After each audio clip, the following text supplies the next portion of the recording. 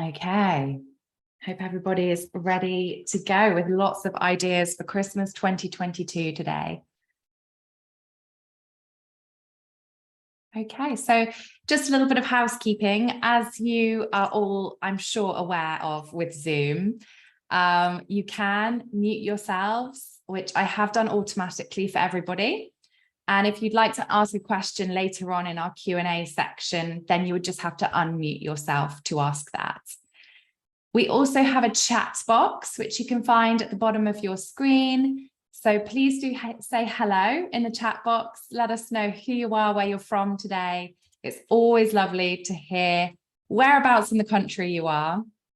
And also, if you have any questions as we're going through today's presentation, you're so welcome to ask those questions in the chat box. We're going to be storing up all of those questions and getting to them in our Q&A section, which is the final part of this afternoon's webinar. Okay, so just having a look at the agenda for this afternoon then. So hello and welcome. We are going to be giving you a little bit of an introduction in the next 5 minutes or so to us, to HGEM, and also to Only a Pavement Away, which is the charity of choice that today we are raising funds for. Then I'm going to hand over to my colleague Ash Sharp, who's here. You can see him in the corner of your screens. And he is going to be giving us so many useful tips and insights about consumer and guest experience today. And then I'm going to be taking us through some top social media trends that you can implement into your social media marketing strategies today, ready to get set for a really successful Christmas. After that, we have a meaty Q&A section. So if you are able to hang on for the Q&A at the end, that's where you can ask us whatever you want to. Just to let you know a little bit more housekeeping, we are recording today's webinar and you will all get a copy of today's webinar. So if you do have to duck out early or miss any part of it, or if you just want it for reference, then you will get a recording of that in your email inbox tomorrow morning. So keep an eye out for that. And we'll also be sharing the slides from today. So don't worry too much about scribbling down everything. You will get a copy of everything that we go through this afternoon. Okay, I think we're about ready to introduce then. I think it looks like everybody has joined who is going to for now. So I can see a couple of you just saying that you have colleagues who are joining as well. Don't worry, it's not too late. I can let anybody in at any point. If you do lose connection or duck out as well, just use exactly the same link to come back in and you'll be able to get straight back in again, no problem. So before we get started then, I just wanted to share a really short message from Greg Mangum, who is the CEO of Only a Pavement Away, who we're raising funds for today. All of the proceeds of today's webinar are going to Only a Pavement Away. And I'm really delighted to say that we've raised over £1,200 for the charity. For those of you that don't know, Only a Pavement Away are a charity that supports people who are facing homelessness, prison leavers, and people who leave the military with some form of vulnerability. And what they do is help them into careers in hospitality. They do this through their free of charge jobs board, which helps employers to connect with candidates and candidates find jobs with dedicated employers. And also through their small but dedicated team, they offer financial and emotional wraparound service. Every penny from today is going to Only a Pavement Away, and it's going to help someone gain stability through employment. So not only do they do incredible work, but also they're providing an essential service in attracting talent into hospitality. So if you haven't already, then I do urge you to go and check out the Only a Pavement Away website. And also they've got tons of events happening. In fact, they were unable to make today's webinar because they're hosting their annual Cook and Dine event this evening with the chef, Tom Aitkins. So do go and check out their social media where you'll be able to find some behind the scenes content from their event this afternoon. But a brilliant charity and one that both HGEM and Avocado Social are huge fans of. Okay, well, without further ado, I'm going to hand over to Ash, who's going to introduce himself and take you through some key consumer and experience insights. Thank you, Alison. And yeah, just echoing the sentiment there towards Only a Pavement Away. Absolutely amazing charity that does makes a huge difference to the people they support and the businesses that they bring these people into. So yeah, just before we kick off, I'm Ash from HGEM. I'm head of Insight. I've been working for HGEM for a number of years now. I've been operational hospitality before that for just over a decade. I'm here to tell you a little bit about HGEM initially, and then we're going to go through some consumer and guest experience insights. So just kicking things off is a little bit about HGEM. So we've been around, so it'll be our 20th anniversary next year. So a couple of decades in the industry. Originally, we were known as the Mystery Dining Company, as some of you may know. And back then, we specialised in doing mystery guest audits for hospitality businesses. About 7 years ago, we rebranded over to Hospitality Gem. So HGEM, Hospitality Guest Experience Management, and that guest experience management piece is really where we're kind of focusing our attention and have been, really for the best part of the last 10 years. So we expanded our sort of offering to guest feedback sites, review management, and product ratings. And then just a couple of stats on the screen there, just telling you just the scale of the businesses that we kind of work with, how much feedback we capture, and then a few of the brands that we work with across the bottom there. And I know a few of you are from those brands in the audience today. So hopefully you've come across my name before, and if not, it's very nice to meet you. So first of all, I just wanted to frame guest experience management and really kind of focus on that. Sorry, mate, just looking to put this bar plan through for you. What date are you? So sorry about that. Just to kind of kick things off, we are going to really focus in on this word experience, and I think this is perfectly kind of summarized by David Pello, who works for Hard Rock Cafe International.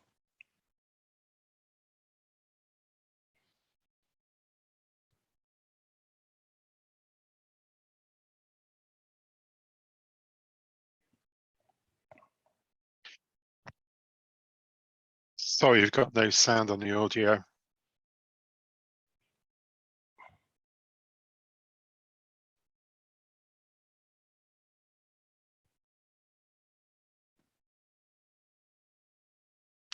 Somebody experiencing some audio technical difficulties there, I think.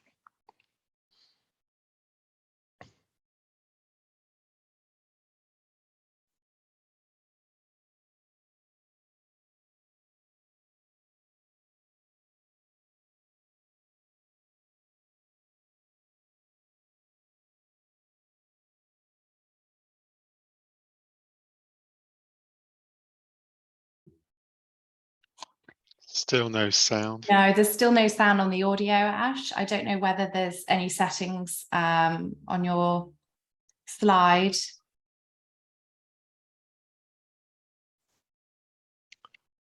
So I think we're still having some technical issues there with the audio. So I'll give you a summary of what David's saying there. So the key thing that he says in there is hospitality without experience is simply a transaction.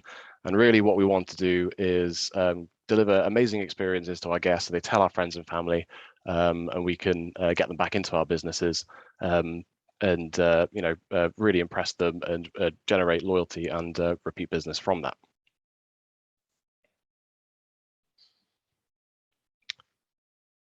So moving on, so just to frame the conversation that we're going to have today in terms of preparing for Christmas. So this kind of comes in 4 pieces. So the first thing we're going to talk about really is defining your offer. Further to that, we're going to talk about defining the processes. Next, we're going to talk about selling Christmas and getting commitment from your guests or potential customers. And then finally, we're going to talk about delivering Christmas and then a little bit of aftercare.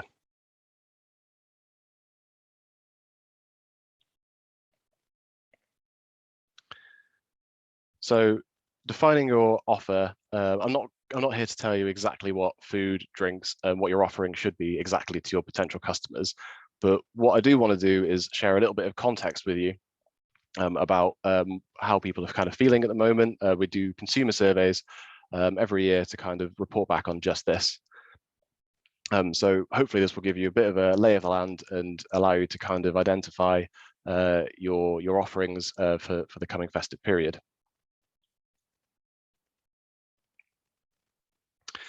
So first of all, there's been a huge shift in how many Christmas parties are actually being planned this year. So 40% of consumers are definitely having a Christmas party this year versus 21% in the same time last year. 19% say they're definitely not having a Christmas party, which is slightly down from the same time last year. And 41% say they're unsure either way, which again is down from September last year. So the overwhelming message here is that it's very positive. And is it worth pushing Christmas this year? Yes, absolutely. What we often find as well is that when things are a little bit gloomy with the looming cost of living crisis over our heads as well, we know that historically people like to celebrate Christmas earlier because it's a real joyous thing. So it's going to be a really big thing this year. Just to give you an idea of who's going to be visiting you as well. So guests are most likely to visit with their friends or colleagues. 59% of consumers plan on celebrating Christmas with friends by going out. 11% of consumers plan on going out with their family for Christmas. And 80% of consumers have identified or indicated, that they will celebrate with their family at someone's house. So it's much more likely that you're going to have groupings of friends or work colleagues in your venue rather than a family experience this year. Obviously, this is a generalization. Again, this is just kind of a bit of a lay of the land kind of storytelling with these stats here. So there will be obviously exceptions to that. So the things that are being reported as the most important factors when selecting a Christmas venue. In fact, we asked our consumer panel directly what the most important factor was when they were selecting a Christmas venue. The total cost rated the most important, 28% of the time, which was closely followed by perceived value and meal quality. So entertainment, a new and exciting place and location are still quite important, but as you can see, they are substantially less important to the consumer panel than those three things. So as we all kind of know, there are many things that are kind of having a pretty staggering effect on things like value for money. And meal quality was a top priority for 50% of consumers, for the same time last year. So there's a real kind of focus and importance on the actual quality of what you're offering, and also representing good value, which we'll cover a bit more in later on in this presentation. So just before we move on, a little bit about Net Promoter Score. It's probably something that you guys have heard quite a lot. And I'm going to make reference to this quite a lot through this presentation. So I just wanted to take a second just to define exactly what it is before we move on any further, because I will reference it immediately after this. So in its purest form, Net Promoter Score is a measure of customer loyalty and satisfaction. It's used to work out how many people are likely to recommend your business and how many people are likely to say negative things about your business. And it's calculated by taking a percentage of what the people who rate you highest, or promoters, away from the people who rate you the lowest, or detractors. And it runs on a scale of minus to plus 100.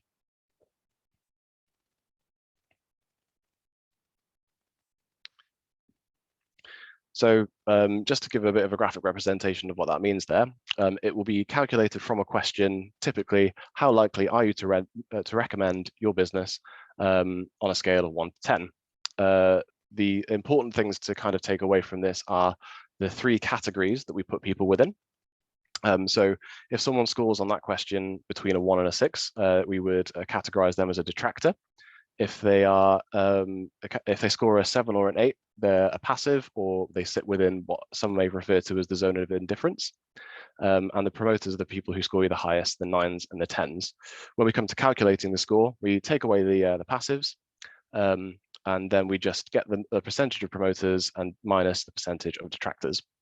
And the numbers you see on the screen there are a typical kind of split of what a Net Promoter Score looks like. And for sort of pubs, bars and restaurants, a Net Promoter Score of around 54 plus 54 is a really good kind of place to be. You can use these splits then if you really wanted to go into a deeper analysis of understanding how and why that Net Promoter Score is what it is. You can look at the comments for each of those categories of people and really understand how to shift the dial. So you might find as a business, your passives are much higher than that 14% margin, and then you can really listen to them and take action based on what they're saying to make impact on your net promoter. So now we've defined. My next point is whatever your offer is, just make sure that you deliver on your promise. And the reason that I wanted to talk about Net Promoter Score now, I know the lay of the land from the last couple of slides is all well and good, but when it comes to keeping those scores high, it's really, really important that whatever your offering is, you keep that promise with your customer. If it's a candlelit dinner experience, a wholesome roast dinner, buffet options with entertainment, it doesn't matter. You just got to keep that promise. So some recommendations from us. Agree what's possible between operations and marketing and sales, just to make sure that your promise is deliverable. Often that's the same person, particularly in smaller businesses, but in larger businesses, it can be a bit more difficult as you tend to have people doing different roles. Pay really close attention to the quality and the price of your offering. And manage your customers' expectations as much as possible before and during their experience. So generally, the dynamic between marketing and sales and ops is that marketing kind of get the customers in, and then ops deliver on the promises, make sure they have a really good time. It's not necessarily practical for every single booking to get a free porn star martini tree with every single booking. So it's important just to define what is possible with your business and what you can deliver upon to really make sure that you keep your promise to your customers. So looking at data, when customers' expectations in restaurants and pubs and bars are not met, there's usually a drop in 85 points versus when they are met. But when Net Promoter Score is exceeded, this Net Promoter Score rises by around 52 points. So just demonstrating really that managing those expectations and exceeding those expectations will pay dividends in the future.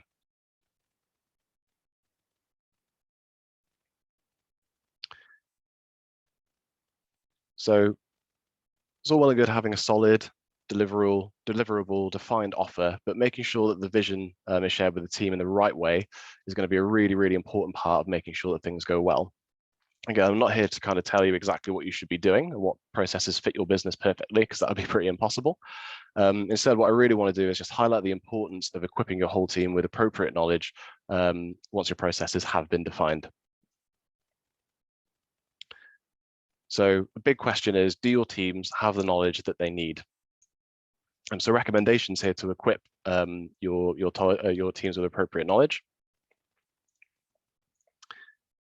First is train your teams according to their needs. Something that we hear quite a lot anecdotally across our sort of 350 clients is that the profile of people that are being recruited at the moment are very, very inexperienced, whereas there were people who were sort of looking for jobs who had previous experience in hospitality or had at least themselves been a foodie or enjoyed drinks or going out to an extent. That pool of people really does seem to have dried up. That could be due to 3 years of very sort of non-typical Christmas-related experiences. Less seasonal staff are available. But really the message here is to, if you know that your teams kind of fit that profile, you're recruiting from a sort of younger or more or less experienced age base, train the teams according to their needs and look at how you're training those teams rather than just kind of doing what you've always done. So part of that would be just familiarizing them with everything that's being promoted. So what are your offers? Giving them the knowledge so when somebody does come into your venue, they can answer those questions immediately. And communicating those processes with them as well. So what are the requirements? Do you have anything specifically that you want them to do? Is there somebody in particular that you only want to handle bookings? You just want to make the process as seamless as possible for your customers to make it easy for them to inquire, and don't keep them waiting, so you can turn around that inquiry into a committed booking as quickly as possible. Something else that's really powerful as well is just organizing a cook-off or wine and cocktail tasting if appropriate, just so people have got a really kind of in-depth knowledge of what is being offered.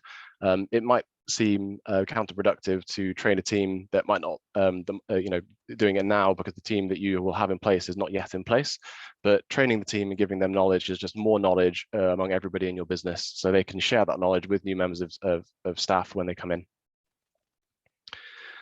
So speaking of knowledge is power, using some data to kind of demonstrate how important this is, we've seen that when teams are able to effectively demonstrate knowledge, there's an increase, an average of around 66 points in Net Promoter Score.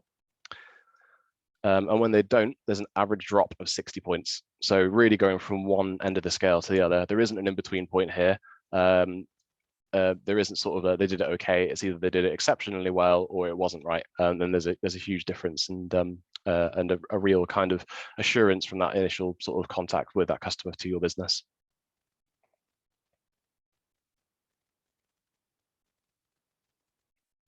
So your offer's defined, your processes are communicated, and your teams are trained. So I'm going to talk a little bit now about bums on seats, and then a little bit about customer behaviors as well. So some of you are already going to be doing this. The customer sentiment towards deposits and pre-orders has changed quite significantly over the last 3 years in particular. So some recommendations from us would be to use deposits to get a solid commitment from your customers. And use discretion when it comes to the right policies for your guests. Do you want to, for a table of 2 that maybe is a regular, do you want to force them into a deposit, or would there be an exception there? So just do what's right for your business. So what are the stats? What's changed? So 2020 to 2021, positive sentiment towards deposit taking doubled. So 2 out of 3 customers were happy to pay deposits, and that's outside of Christmas. In 2022, this has raised to almost 9 out of 10, so 87% specifically, for those of you who like a specific stat. And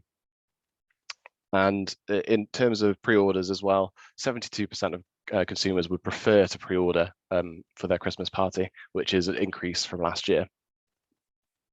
So asking for a deposit might seem off-putting, but the last thing you want to have is a restaurant that's fully booked, or a venue that's fully booked, and only half or less of your customers turn up, which is something that we did see a few years ago.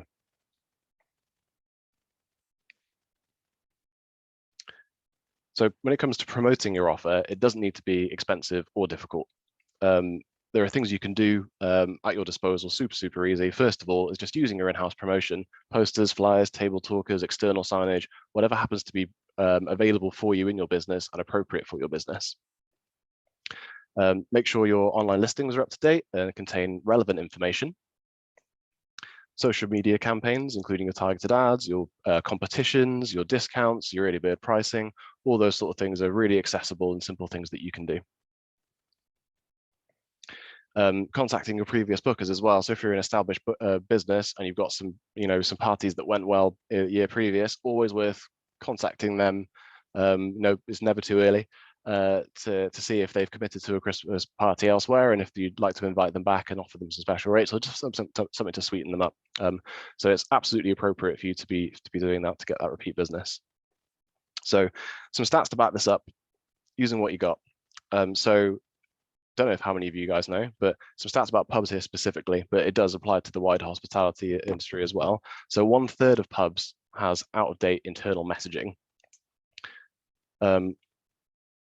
Which is pretty staggering. It's just, this could be something that this could be something that just be that one poster from 6 Nations that's been there since February, that has just managed to stay in its box in situ somewhere up until September. It could be an out of date set menu pricing for a restaurant somewhere in the venue. It's really important that these are monitored and looked at closely, just to make sure that the messaging that you're putting out matches what you're doing. So in terms of external signage, 1 out of 5 pubs in the UK has out-of-date external signages. That could be offers, that could be opening hours, but yeah, it's quite staggering. If you think about, you walk through your average town, how many pubs are in an average town? 1 in every 5 means that it means there's probably in the average town about 3 pubs that have out-of-date external signing on them, which is pretty wild. And then specifically when it comes to websites, about 15% of pub websites are out of date. They contain out-of-date information. They contain information, maybe they've had a refurb and the refurb's not detailed on there at all. Out-of-date phone numbers, email addresses, menus, pricing, all sorts of stuff where, what you don't want to do is spend loads of time and effort generating all this lovely POS for your internal messaging and your social media campaigns, and putting all that effort into them when it comes to the point of return onto your website, whatever it happens to be, for the information to be incorrect. So speaking more on websites as well, your customers are going to check you out online. So focusing on digital and non-digital methods, 78 of your customers are going to check online for information about the venue, your offerings, your reputation, all the kind of things we just covered. And 61% of your customers would prefer to book online versus a call or in person. So when it comes to taking those inquiries as well, it's really important that your shopfront, aka your website, is up to date. And also, it's worth considering for from a procedural perspective, would you rather somebody send an inquiry into you, you then pick it up and then you contact them about their booking, or just allow them to book there and then and take some kind of booking through an online portal, which secures their booking for them there and then. Just a bit of food for thought, depending on your business. When it comes to pre-venue research, 1 in 3 customers check the venue's drink menu before visiting. And 1 in 4, 25% of customers will check a business's social media pre-visit. So as I said, appropriate messaging for your offering is really, really key. Something else to bear in mind as well is that your customers are going to hinge their experience and enjoyment thereof on how they can kind of post about it online. There's going to be, everyone's obviously not got their audio on at the moment, but I imagine there was probably some silent eye rolls that I heard there about this, but it is a huge part of promotion online. You know, hashtag picture it didn't happen, hashtag look how much fun we're having. It's a thing. The stats here show how many customers strongly agree with those statements. So you probably sat there thinking, you know, I've heard the eye rolls through the screens. Why are you showing this to me, Ash? So they're not just looking at your reputation. There'll be a significant proportion of your customers who are looking to visit somewhere that supports their kind of online lifestyle, brand, aesthetic, whatever you want to call it. And people see an experience online and they want to replicate that for themselves. So as much as it is about the food offering, it's also important to kind of take into account the way that your venue feels. And this really ties into value for money, which we'll come to again a bit later on in the deck. But that top stat there is probably the one that was most surprising to me when I first came across this information, was that the actual documenting of the eating and drinking out on social media is very important, and that is strongly agreed by a significant sample of 18 to 34-year-olds. That's almost half of them, which is going to be, when you think about work dinners and stuff, that's going to be a really key part of your audience. And it does drop to a third outside of that for all customers, but that's still a really significant amount of people. Okay, so your offer's defined, your processes is defined, your team's trained, your campaigns and advertising are out, it's Christmas, your venue's looking spectacular, Michael Bublé has been thoroughly defrosted, Heart Christmas is playing in every shop in the country. You know, it's go time. So in this segment, we're going to discuss what your teams can do to influence the guest experience when you've got bums on seats. So first of all, really important to just frame some key metrics here. And generating revenue growth is obviously going to be the end goal here. You want to get those people in, you want to make the money, because this is the busiest time of the year for a fair few businesses, especially those that don't benefit from sporting events. So it's really, really important to do this in a way that doesn't cannibalize your business. So just operating with integrity, just meeting your promises, under-promising and over-delivering is always really important.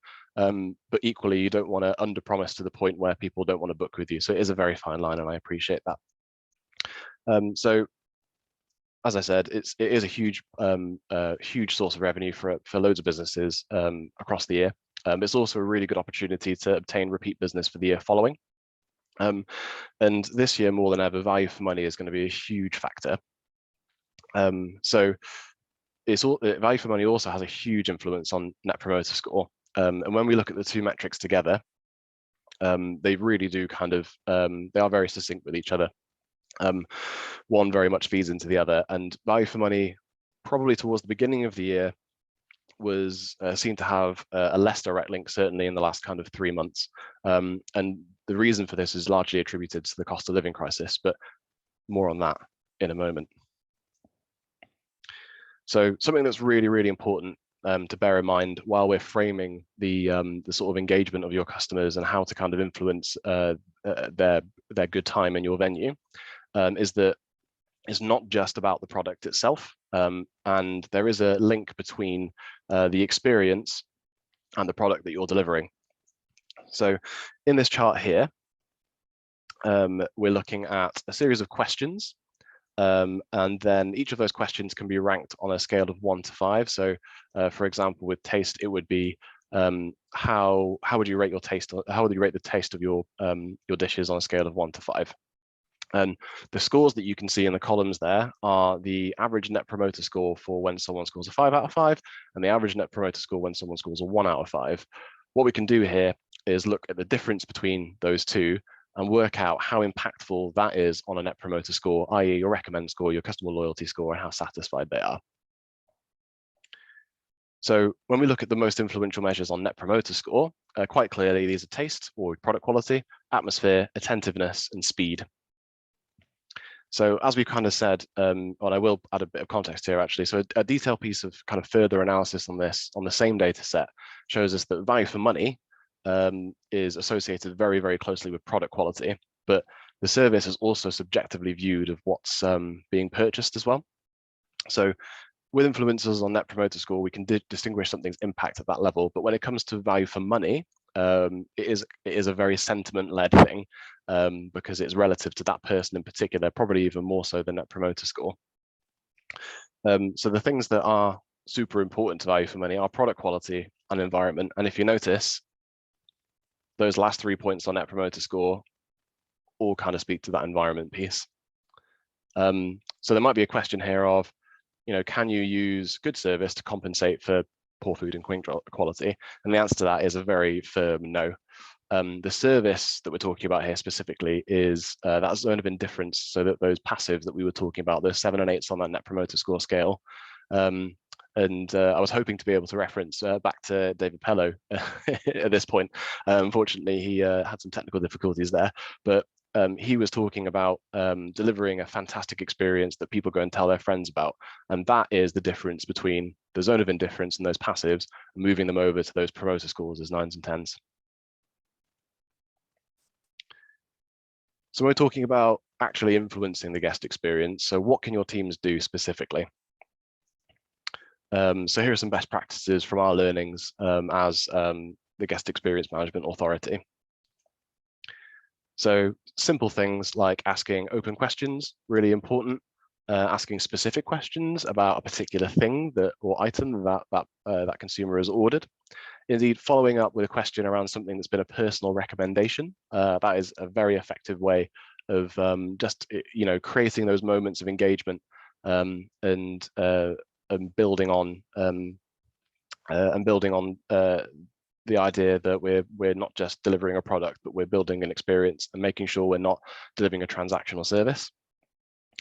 And these things are going to be super, super obvious, but sometimes they just need to be said out loud. But anticipating people's needs, and I think that this is something that maybe gets lost in the disconnect when we have new people who have maybe not experienced Christmas in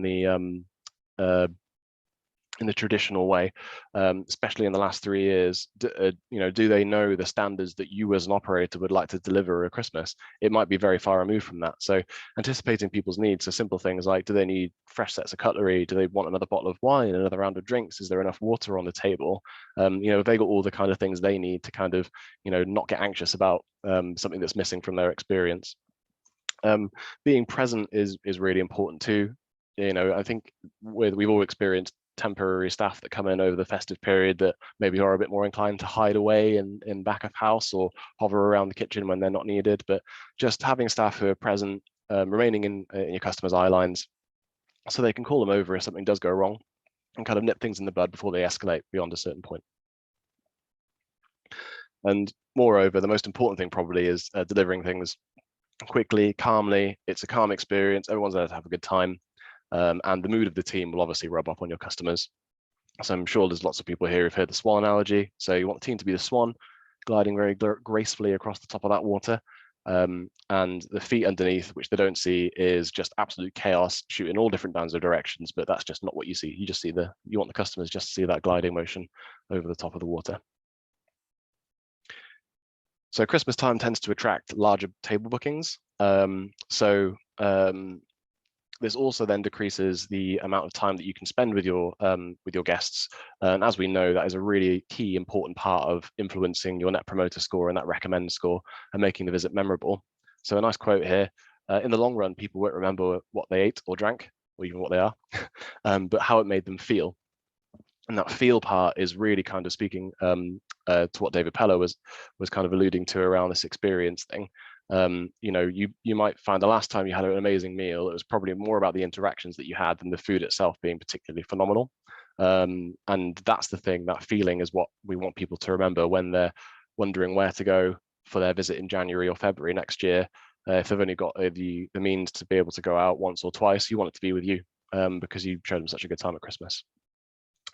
So going back over to this one, risk of going off on a tangent there. So most typical size for dining experiences is 2, and this usually has the highest Net Promoter Score. Reasons for that being it's the one that the teams are most used to kind of dealing with, and it's also the easiest way to kind of please people, because you do have a decent amount of interaction time with each of those people, and you can really kind of focus on bringing that experience and moving away from the kind of transactional thing that can happen when you don't have a lot of time to spend. So after parties are 2, the larger the table size, the lower the Net Promoter Score. So the white line on that chart shows you the average amount of time that you could probably spend with a person. And you can see that that directly kind of correlates to Net Promoter Score dropping down quite significantly as the party size goes up. And it kind of plateaus at around about 4 or 5 guests. There's argument to say that's because of the nature of those people. They're just very, very, you know, they're very into the conversations they're having with each other. They're friends, maybe they've not seen each other for a while. They're colleagues, they haven't spent a lot of time out of work, you know, interacting in this way. But the fact of the matter is that as the party size increases, the points in time that we have to communicate with our guests, in addition to those contact times we have, reduces. So with a reduction of time spent per person, the opportunity to put a smile on their face also diminishes, and really kind of make that impression on them from a service perspective. It's also important to remember as well that the way that we would approach a table of 2 on a date night is very different to like a family of 4, or even 2 friends who are having dinner together, or 2 couples or 4 friends. That it's kind of one of those things that when we're talking about equipping teams with knowledge and the training they might need, these are the kind of things to kind of anticipate, because they won't have on the ground knowledge of it, and they won't have experienced it for themselves potentially, particularly because of the last 3 years. So the next slide, I'm going to just emphasize some touch points. So there are loads and loads of places that in any kind of guest journey that you can facilitate this interaction. This isn't going to be possible with every single one, but the majority of the experiences that we're going to facilitate are going to be following this. So you know, there's kind of 9-10 points of interaction there that can be exploited to just, you know, make a bit of an impression, leave a smile on on your customers' faces. And often ones that are missed are the checkbacks, and during that kind of additional drink section there, really the checkbacks, clearing coffees and desserts, these are the points where most operators kind of fall down. And these are the most common issues actually that we support businesses in kind of correcting, is getting those procedures for checkbacks and the offering of additional drinks, and kind of really focusing on those interactions. And yeah, that's the kind of biggest kind of solve that we look to find for people. Biggest one for me is just towards the end of the journey. So when you get to kind of the coffee, desserts, payment, farewell, just pushing back to that attentiveness piece, just making sure that people are there so they don't end the journey with a sense of frustration. That's super important. And of course, all of these aren't going to be possible for every journey.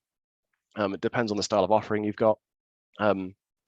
But part of the sort of Christmas plan and training, it'd be really important to highlight these points with your staff. And then, you know, something as well to kind of to cultivate conversation would be just giving some lines out to your sort of less experienced members of staff that you probably know work, in terms of, oh, you know, can I get you some more water, asking an open question, as we kind of touched about, and just giving them some kind of some scripted lines to kind of use as an interaction point.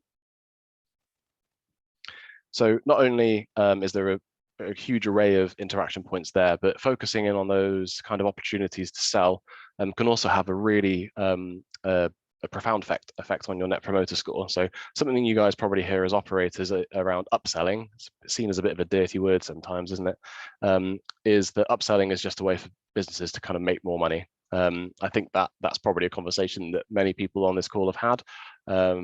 And I think there is there is definitely depending on the way that it's communicated in the business, this definitely can be the perception. But what we like to kind of push is suggestive selling. So when you do an upsell, it's about meeting the needs of your customer by enhancing their experience. So not thinking of it as just like an extra thing that's on the bill, selling them something that really kind of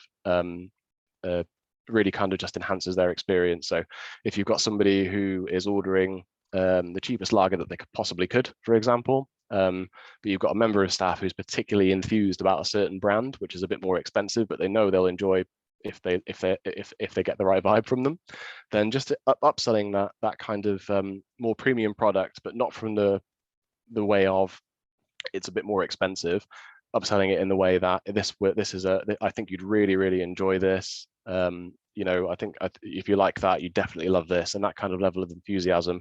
It just creates a really kind of good interaction point and a memorable thing for people to kind of think, what was that like for me? And when they come back to this reflective kind of how likely am I to recommend, that really kind of speaks to it. So a statistic to back that up. So simply asking anything else, so just meeting the customer's need. Have you got everything that you need?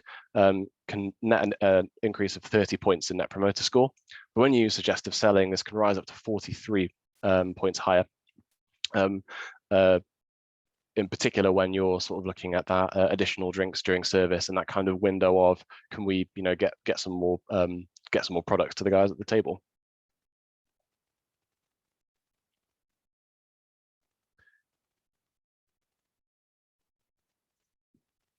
So further to this as well, incentivizing your team benefits your business, and it also really rewards them for a job well done. So we've talked about upselling a little bit, obviously a really powerful part of it.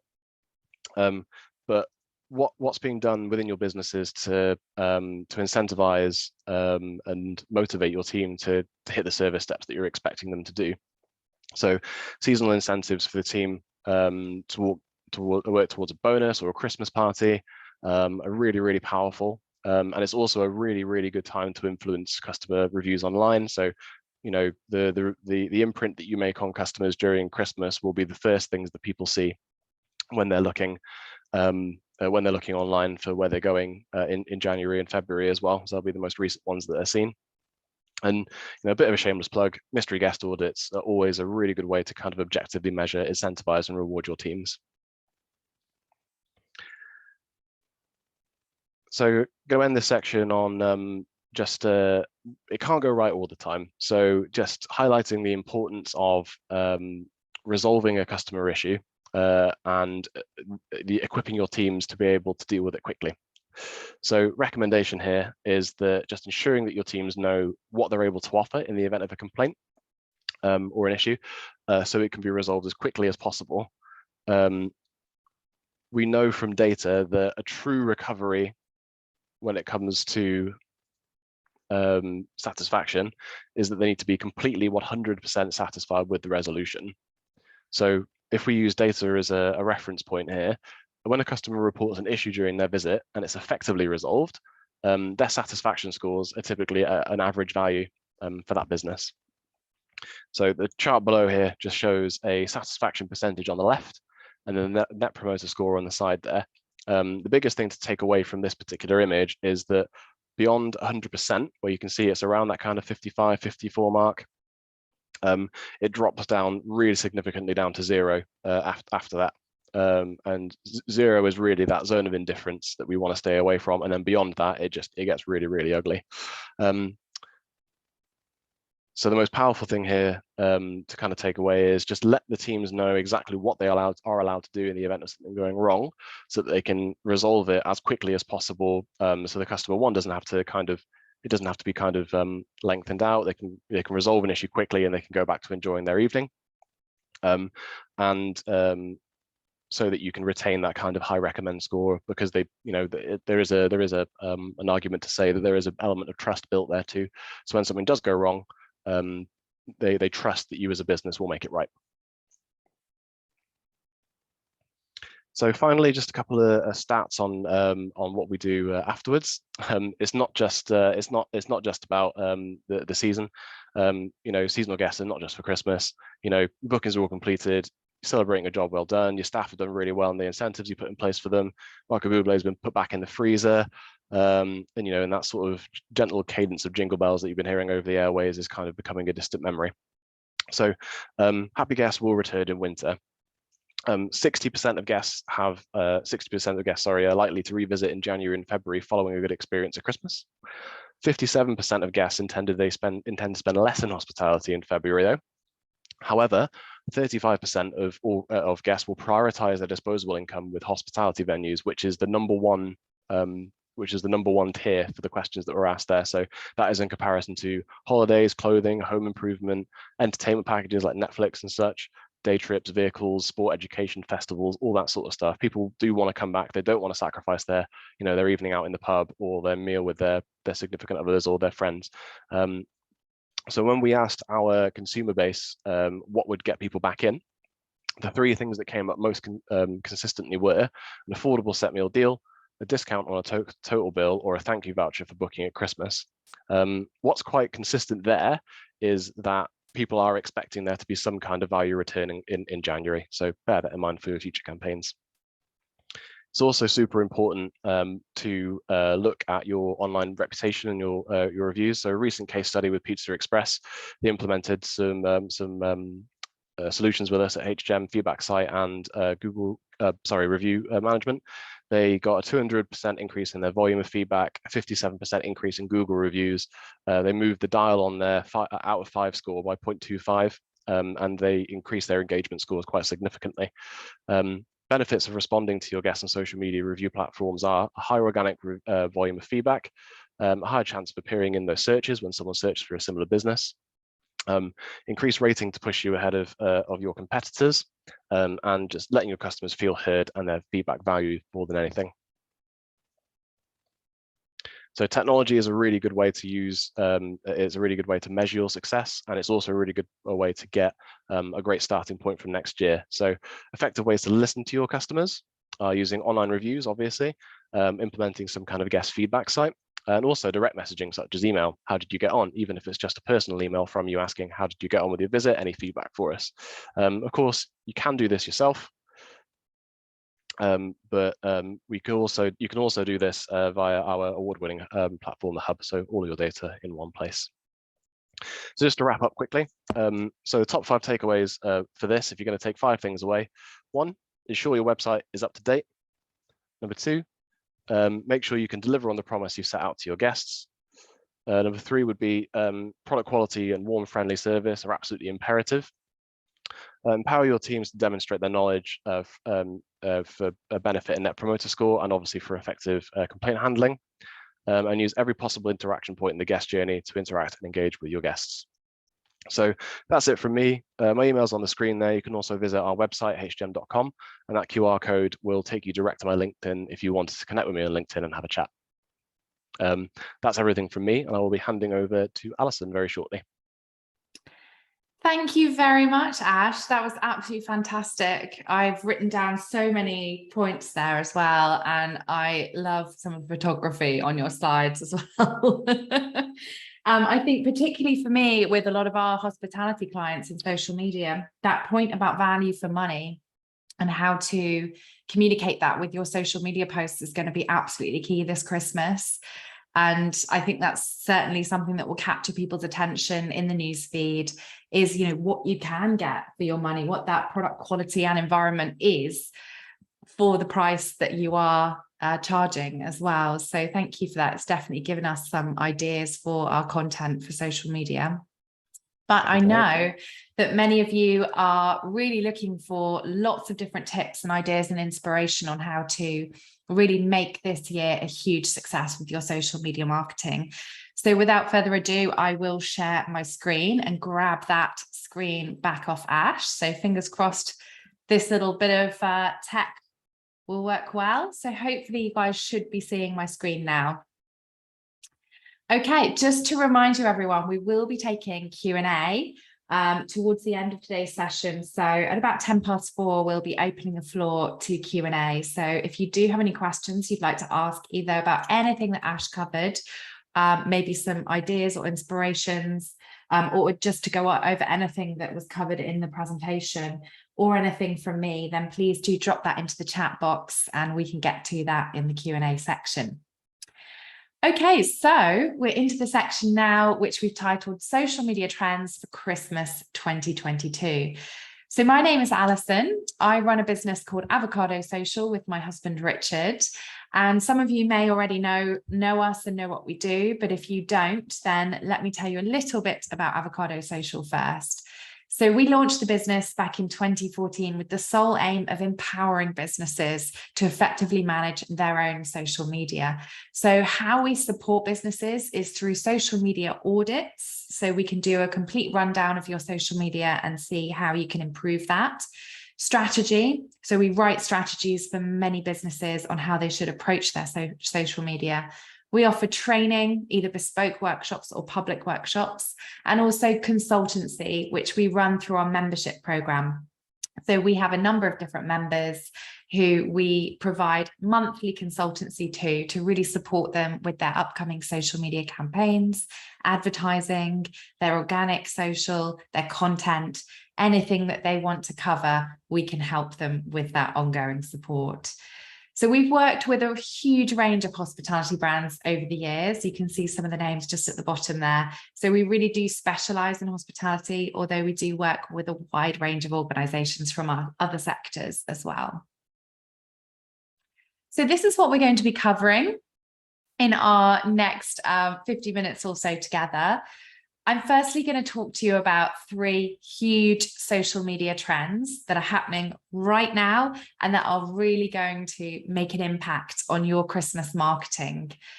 I'm then going to talk to you about how to create a clear strategy and content plan with lots of tips on how to go about that. I've then got some examples on how you can optimize your content. So anything you've already got planned or perhaps any already created, how to make that even better for cutting through the noise. We need to talk about your websites for bookings as well. And Ash shared some insights about how important it is to make sure that your website is up to date with up-to-date information and also clear ways to book. We'll be talking about growth tactics, how to get not just more followers, but how to get more eyeballs on your social media content. And the 2 key strategies for that are advertising and influencers. So I'm going to talk you through both of those tactics and show you how you can go about doing that. And then we'll round off with a checklist for getting Christmas ready. Okay, hopefully you guys are feeling ready. Let's get stuck in. So firstly, it is really important to keep up with the social media trends to ensure that you maintain brand awareness. If you're not creating trendy social media content, you're just not going to be seen in the algorithms anymore. Facebook, Instagram, even platforms like LinkedIn are all prioritizing content which adheres to the latest trends. You can adopt the latest trends to not only help to establish your brand as credible and appealing, but also to make sure that you are being shown in the news feeds. So particularly younger audiences, we're talking kind of millennial, maybe a bit of Gen Z, they really do make an opinion about a brand on social media, depending on how good their content is, and also depending on whether they are adhering to latest trends. And of course, you've guessed it, one of the biggest trends in social media at the moment is TikTok. So is your hospitality business already on TikTok?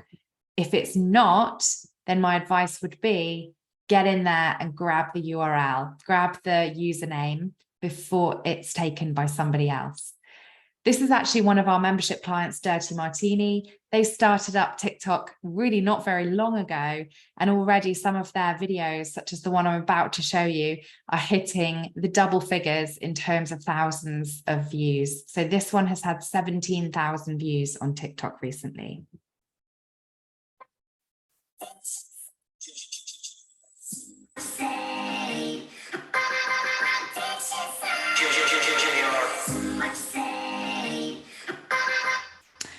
Okay, so you might be thinking, what? Which is typically what you think when you look at a lot of TikTok content. Why did this video get nearly 20,000 views? Well, a couple of things to look out for there. Firstly, they have used a trending sound and a trending effect. So that effect where you pull back your hair behind your ear and a large ear appears, that was actually a trending effect on TikTok. So you can use that effect on any kind of video you want that has an ear visible. And secondly, the sound we heard there, that short mix that has been created by a DJ and made available on TikTok was trending at the time. So just simply adding that trending audio to their video has helped that video to get seen in the algorithm. It's been viewed and sent out lots of times. Now that piece of content, which was just filmed in the office, behind the scenes, is something that is completely accessible for any hospitality business to create themselves. There's no trickery. There's not even really major costs involved in creating that piece of video. And it's hopefully something that can be done fairly speedy. So let's have a look at those 3 top trends then. The first is highly shareable content. Your content needs to be shareable to be seen in feeds. Excuse me, I've got a little tickle in my throat today. So the more shares and reactions, the higher the reach. This is how you can get your content to really spread through social media. Excuse me, I'm just going to have to cough again. Always catches you at the worst possible time, doesn't it? I bet you've been fine all day, and as soon as you get on a presentation with 40 odd people on it, you're like, oh, there it goes. Absolutely. Oh dear, I might have to pause again, guys, but I'll let you know. Essentially, memes, quotes, and tips are the top performing content in social media. So, oh dear, give me one more second, guys. I'm so sorry.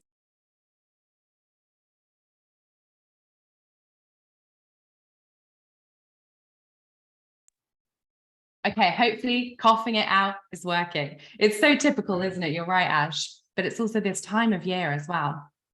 So what you really want to be thinking about with your social media is how you can create something, a piece of content, whether that's a video, a GIF, a graphic, that is going to be shared. That's the question you need to be asking before every single post. Is this post good enough that someone will share it? Not just publicly in social media, but we're talking about WhatsApp, Facebook Messenger, DMs on Instagram. Is someone going to take this offer, deal, photograph, video and DM it to a friend or a colleague?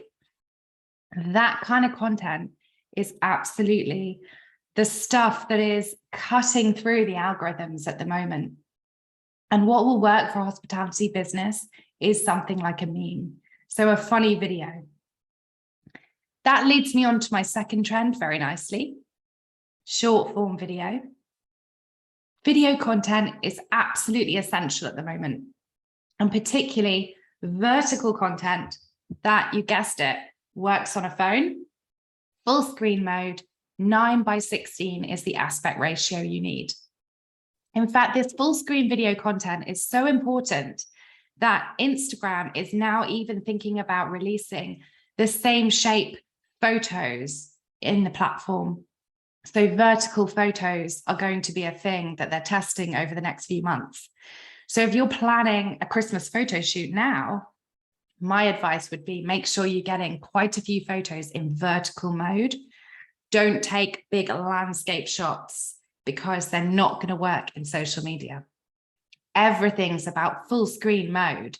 So when people are scrolling through Instagram or TikTok, if something takes up the full screen, that's what's going to help them to pay attention to your message. Reels, which are on Instagram, TikTok, which is a whole separate platform, and YouTube Shorts are all 3 areas which are just seeing huge amounts of attention right now in social media. If you're not creating any Instagram Reels, TikTok videos, or YouTube Shorts, you are massively missing out, because this is where all the engagement is happening in social media right now. The third trend is strategic collaborations. So what are strategic collaborations? A great way of growing your reach. Essentially, you work with another business, organization, or even an influencer, and you work together, you collaborate to essentially show up to their followers. You can do this in a few different ways. Firstly, takeovers. So you see this quite a lot where maybe an influencer is given the opportunity to take over a brand's social media for the day. Maybe they do something like a day in the life of a visit to this hotel. Or perhaps they're doing something like, I'm taking over this brand's social media for a cook-a-thon or a live Q&A. Collaboration posts have become really popular on Instagram, where you create a post, you tag someone else in it, and you can make that a collaboration post in the settings. That will then make it appear on not just your profile, but also on the person you've tagged's profile too. If you can collaborate with others, such as influencers, or perhaps chefs, some of your employees who have gathered a little bit of a following in social media, other brands that complement your own, then you're essentially widening your reach to a whole other audience. I'm so sorry, guys. Hopefully this tickle will go away in just a moment. You can, of course, go live with other brands as well. So you can create live video now on Instagram and TikTok, where you go live with another person. This can work well if you have some sort of event that you are looking to promote.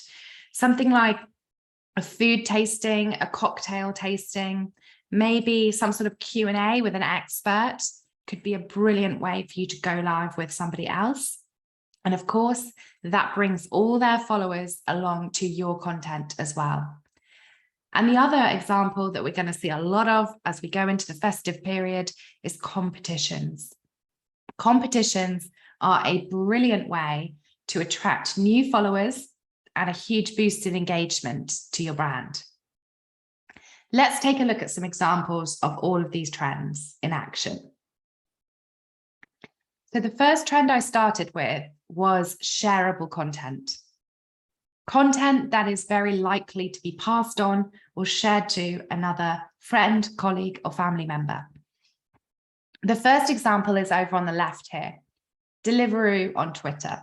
I think Deliveroo do social media really well, and they create some brilliant, humorous content that is very likely to be shared on social media. The first thing that they've done here is they've actually tweeted a picture which another Twitter account first tweeted, called No Context Brits. It's a jacket for sale from an online retailer, and they've shared it with the caption, £85 to look like you work for Deliveroo. Deliveroo have retweeted that and said, does it have reflective bits though? Ours has reflective bits. So quite a simple piece of content. They didn't even create it. They just shared it. That itself has had 6,000 likes and 200 retweets. Those retweets are essentially shares, which is then sharing this piece of content out to a wider audience on Twitter, thus gaining huge brand awareness. So a really simple piece of content that's just been shared because it's humorous. Here's another example. This is the restaurant Big Mama in London. They're using TikTok and Instagram to create very relatable moments. Let's take a quick look at this video. Just remember that behind every food pic, there is a friend waiting like this. I'll just play that again because it was quite short. Just remember that behind every food pic, there is a friend waiting like this. So massively relatable, right? Especially if you go for dinner with somebody like me who is always taking photos of the food that I'm eating and putting it on Instagram.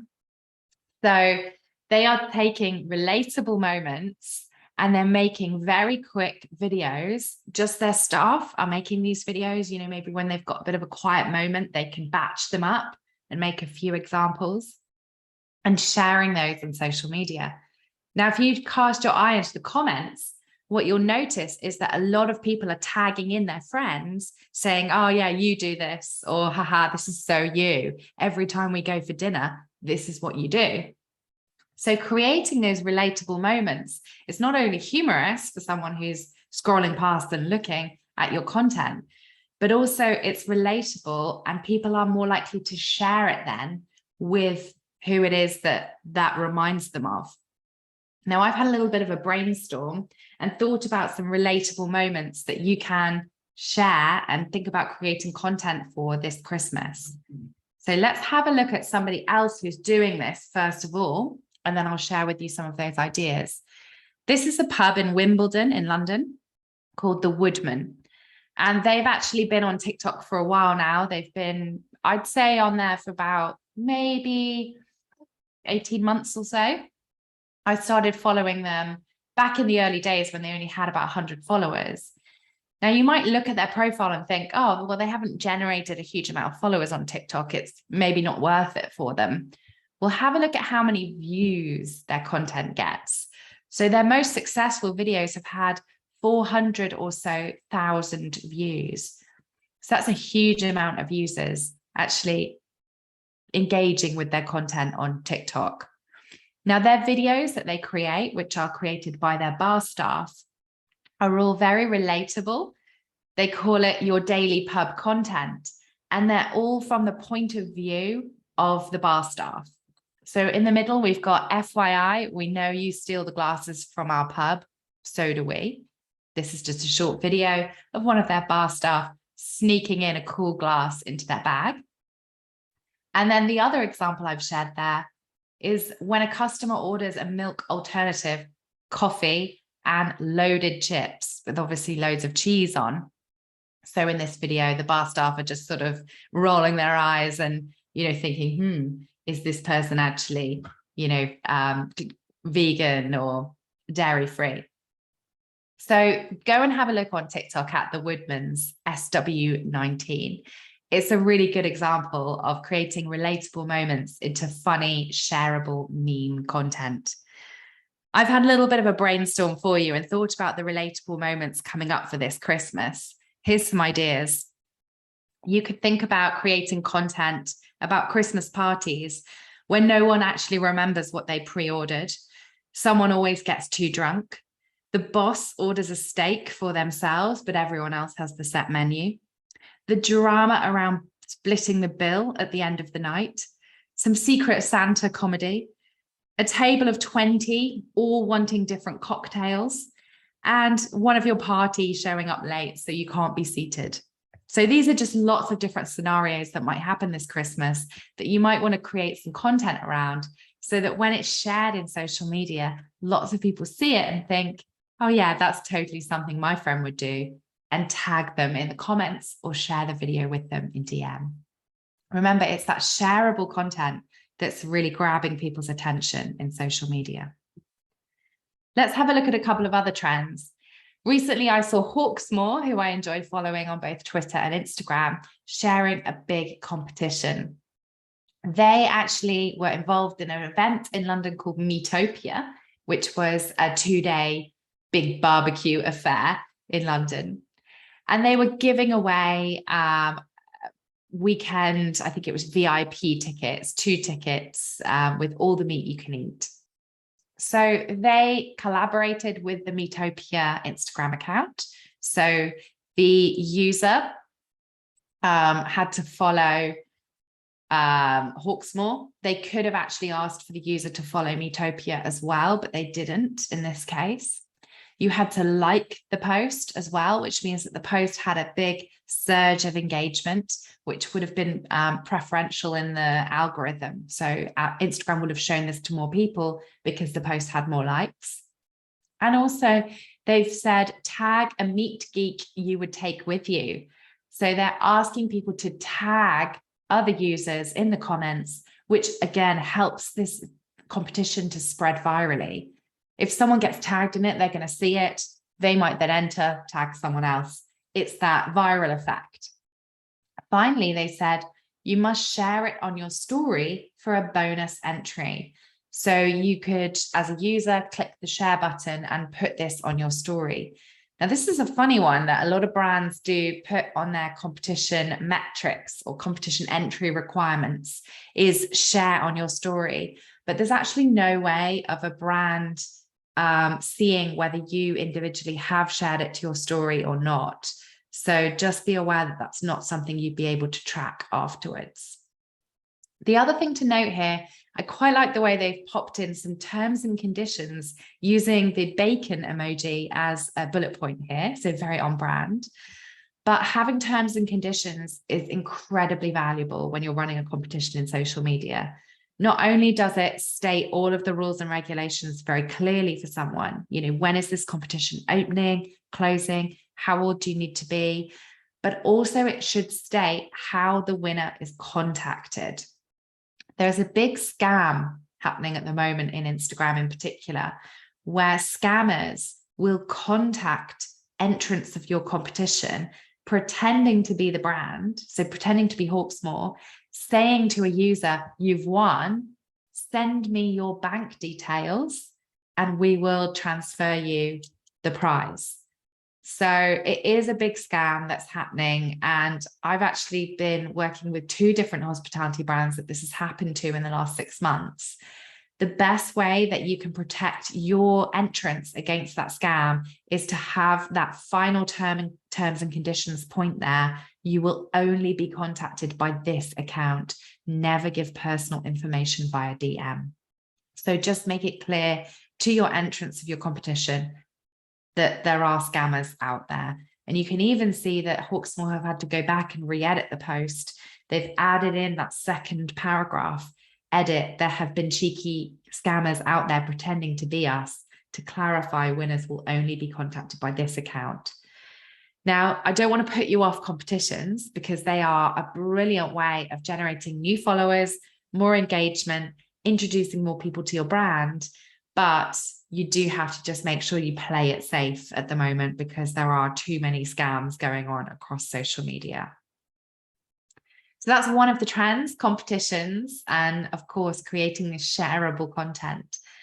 Also collaborating with others. So if there is an opportunity where you could tie up with another brand, maybe a complementary brand, so people perhaps, you know, come to your hospitality venue and then they go off to watch a show, you could actually contact a number of entertainment or theatre companies to see if there is an opportunity to run a competition with them for this Christmas period. That could be really nice. The other example I've got here on these slides is YouTube Shorts.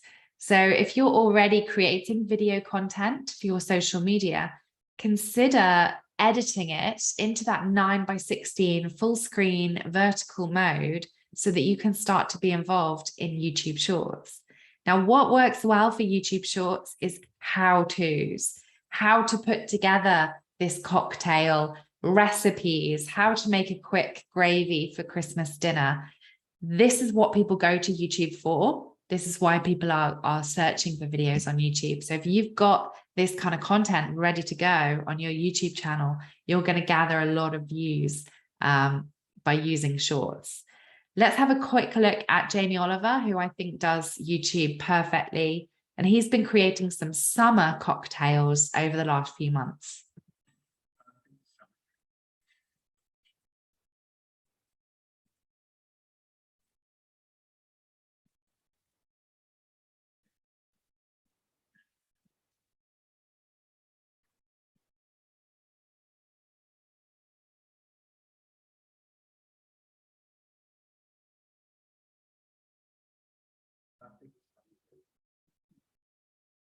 Okay, so you can see quite a simple video. I'd imagine that was filmed, you know, could have easily been filmed on a smartphone. It's just been edited together using some sort of editing app, and I will be telling you about some of my favorite editing apps shortly. Bit of text on top, some nice funky music, and that is essentially the YouTube short. So it doesn't have to be this 2-3 minute beautifully polished video. It can be short, sharp updates. In fact, that's what YouTube has created shorts for, is more 30-second, 1 minute content that just gives people a bit of an introduction to your brand. So I mentioned Instagram collaborations earlier. Here's a brilliant example of a restaurant in London that is using collaborations quite heavily on their Instagram profile. This is the restaurant 1251.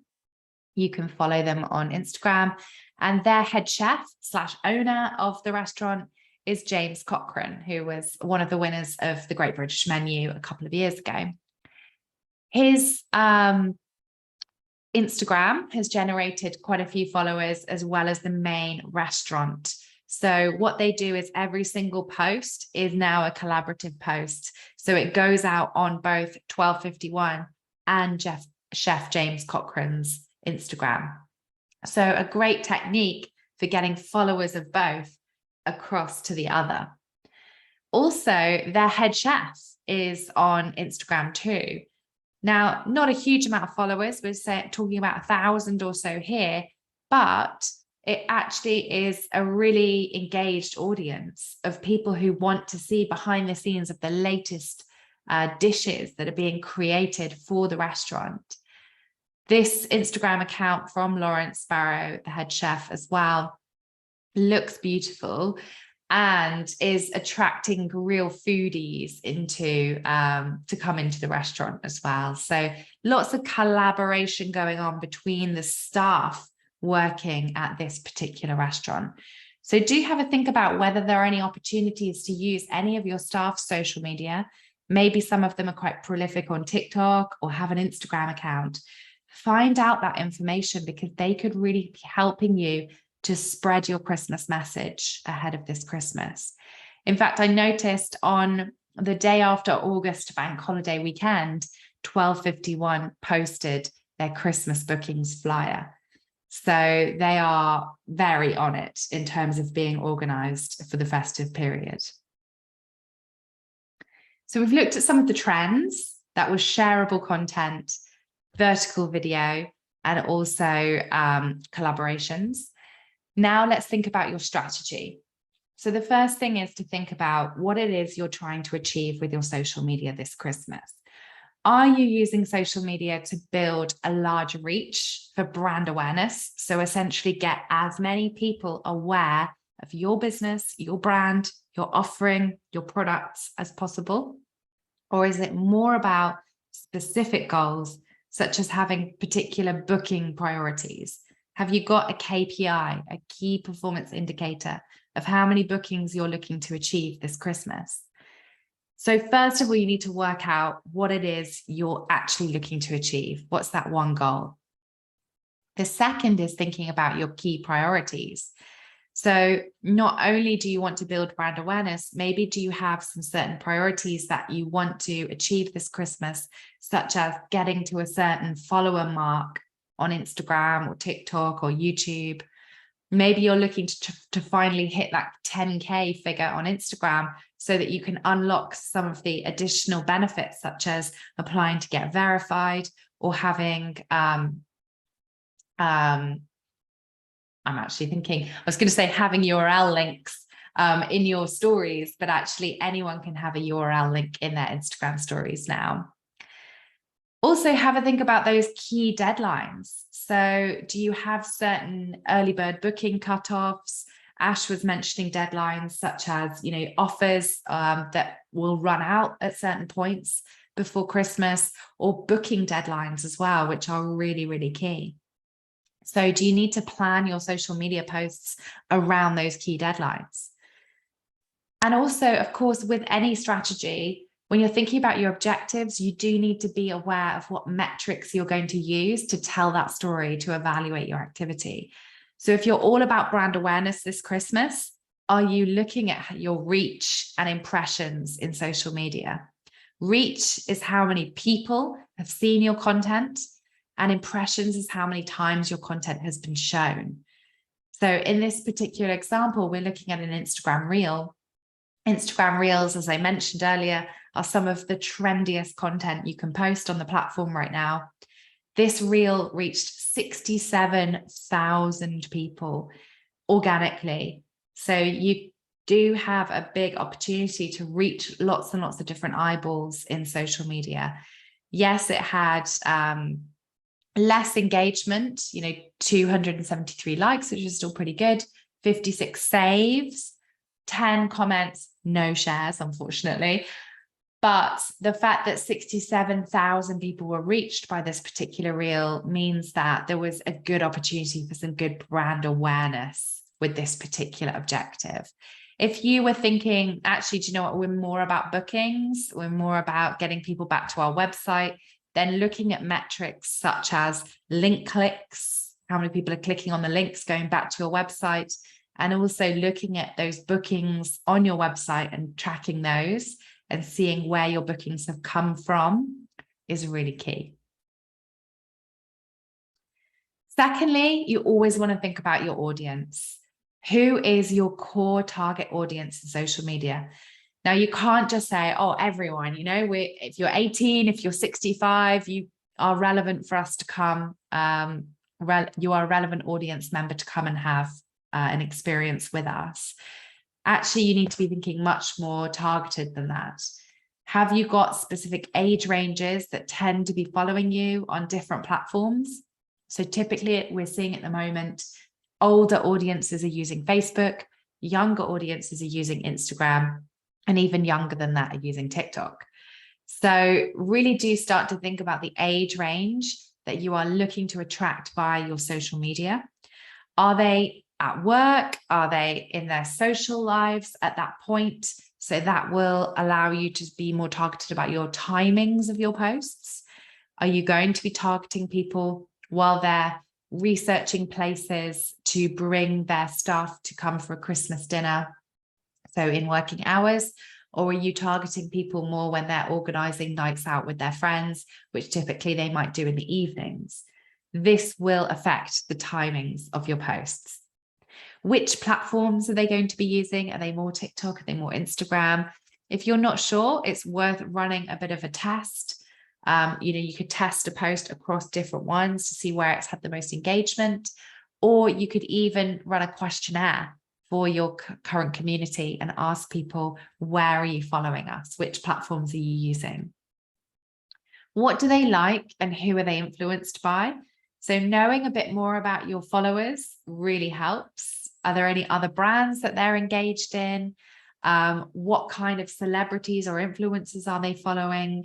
Again, you can find out quite a lot of this information by running a questionnaire. And also start to think about some of their key persona details.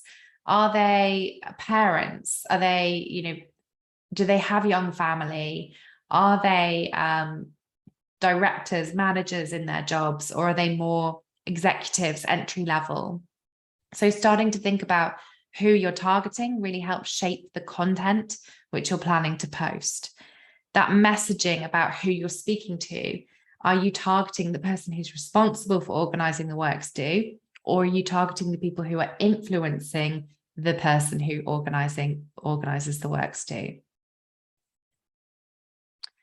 The third point of your strategy is to create your story. Start building the story of your Christmas experience.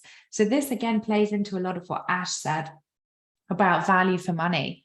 What should people expect? What's the atmosphere you're looking to create? What's the environment? What's the quality of the product? And also, how does that relate back to the value for money as well?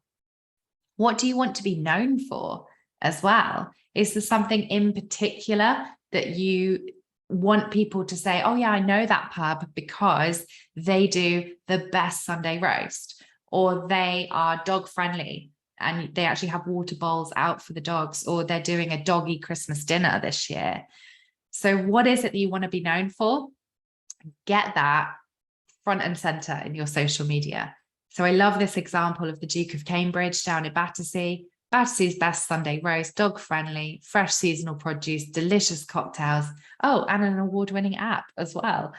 So for any tech-minded folk who love ordering at their table, that is something that will attract that kind of audience. Pub quiz as well every Wednesday. So make sure you get your unique selling points, your USPs across, not only in your biography, but also in the content that you're sharing.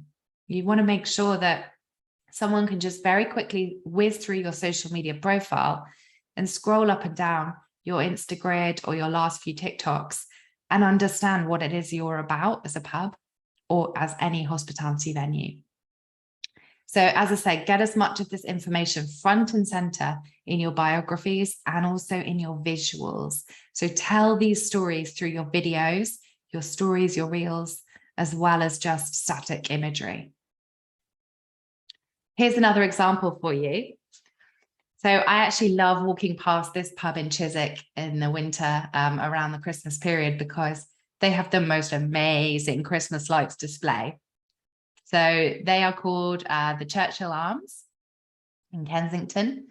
And around, I think it's getting earlier and earlier, but around kind of Halloween time, they will start to plan their, Christmas display. And that will be up into January as well. Lots of people walk past, lots of people go there for drinks just to see this particular display.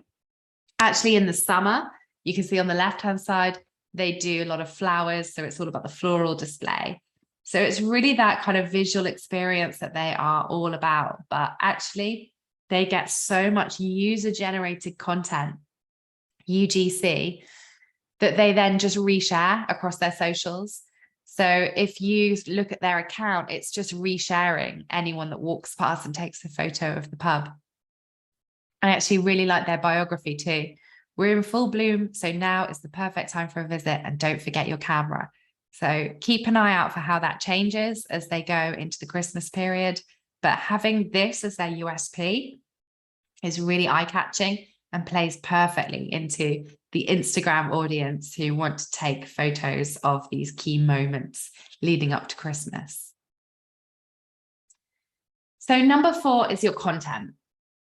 It's really important to have clear content themes running across your social media, whether that's your food, your staff, the experience generally. Maybe it's kind of the atmosphere that you create. Perhaps a content theme could be, your sustainable produce, or maybe it's your great array of gins. For example, we've got an awesome gin menu. And so that is a key content theme this Christmas. Plan out your content themes. I reckon somewhere between kind of 5 and 10 different content themes is enough for you to make sure that there's enough engaging content for people to engage with without it getting too repetitive. Excuse me. Also consider how you're going to create that content. Is somebody going to be filming the content in-house, or will you need to use some external help? A freelancer, maybe someone in your team can take really good photography. Maybe they've got that skill. Perhaps some of the people in your team are brilliant at TikTok or want to have a go with TikTok. So have a chat with your wider team and find out where these skills lie. It may be as well that you decide to focus some of your social media platforms to just create a certain type of content. Here's an example from Bubble City Tea, which is a bubble tea brand. This is their Birmingham post. They do actually have quite a few around the Bullring and 32 other locations in the UK. But they actually are using TikTok as a way to just create shareable, funny content within the team. And actually this leads on to support their recruitment as well. So let's have a quick look at, again, you're going to think it's quite random, but it's TikTok, so go with it. This video has had 1.9 million views on TikTok. Hey, you want a bite?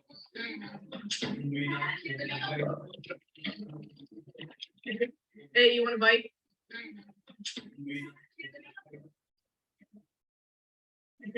Hey. Okay, so let me give you a bit of context to this video. This is a trending sound. So if you use a trending sound on TikTok, your videos are more likely to be shown to more people and gain more traction.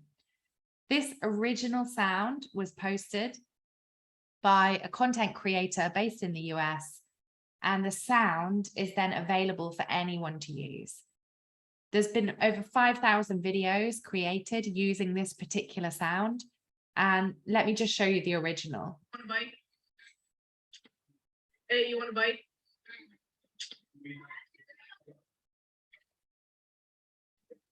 Hey, you want a bite? So a bit random, but that video was created by an influencer who already had tens of thousands of followers. So anything that she does is then going to create trending sounds. And what Bubble City have done is just jumped on trending sounds. And that's really their strategy for TikTok. They do it all from the team creating the videos, which you can see all the team are in their uniform. It's all done kind of behind the scenes at the counter. And this has created a community of over 26,000 followers for them. And also they do get a lot of love and comments and fans on TikTok as well. So it's the perfect kind of content for Gen Z. And also, as I said before, it supports their recruitment strategy too. Here's another example of a brand that I think are smashing social media at the moment. This is Neat Burger. They're a plant-based burger chain. They've got venues cropping up all over the UK. Lewis Hamilton's a big investor, so you might have heard of them already. They are big on TikTok as well, but what we're looking at here is Instagram. So they've created some content for TikTok, but how they have displayed that over on Instagram is a behind the scenes number of stories. So I thought this was a really clever way of reusing and repurposing the fact that you are creating content on a certain day and just letting people know that you are using another platform like TikTok. So they have a photo shoot that they've obviously done a bit of planning for. They've got some product ready to be photographed. They've got their team ready to go, and they're creating content for TikTok. But at the same time, they are posting the behind the scenes content to Instagram stories. And they've said as the final story, come with us to film TikTok content. So that basically alerts the customer that we are on TikTok too. And you can see the final content, the final shoots, if you head over to TikTok and follow us there. So a really nice way of utilizing two different platforms for two different types of content, but actually it doesn't take much more effort because you've already got your phones out and you've already got the product ready to be photographed. So how can you optimize your content? Well, build a content calendar to plan your November, December content in advance. If you don't already use a content calendar, this is a big time saver, helps you to be more organized. It also should give details about your own deadlines, as well as general dates to be aware of. So, you know, when is your Christmas menu released? When are those booking deadlines? When do the early bird offers end?